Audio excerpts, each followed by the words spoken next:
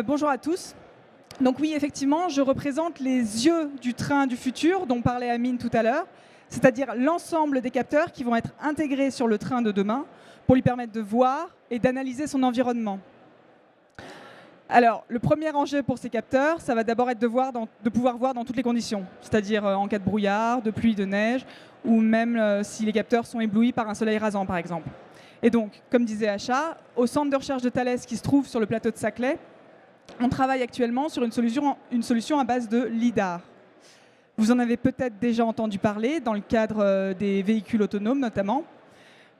C'est un équivalent optique du radar qui est basé sur des lasers et qui permet de faire une image 3D autour des voitures autonomes en mesurant la distance entre la voiture et les objets autour.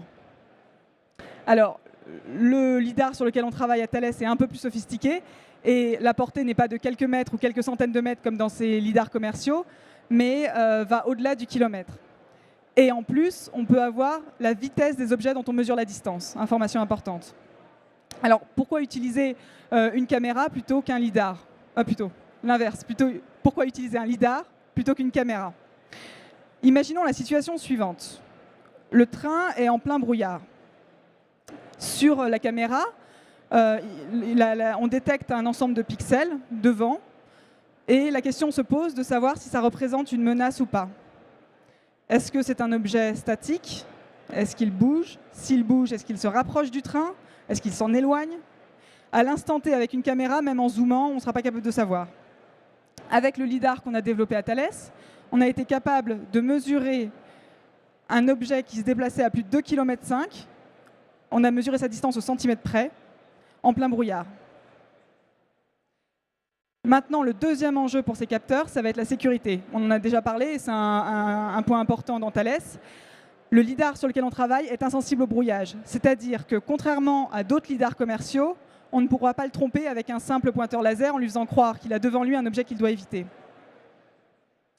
Et enfin, le troisième enjeu pour ces technologies-là, notamment si on doit pouvoir les embarquer, c'est d'être capable, c'est les questions de coût et de taille.